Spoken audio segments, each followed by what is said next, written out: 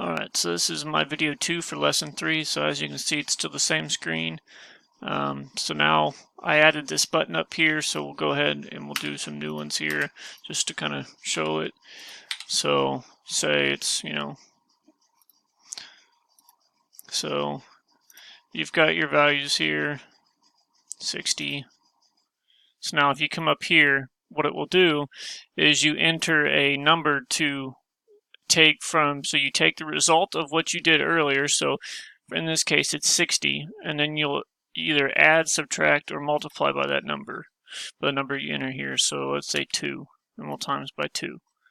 As you can see here, result. It also takes into account your input scale, and if I change this, it changes there. Now it's 80. Now we got 40. And you can also still send this back and it will be the same here.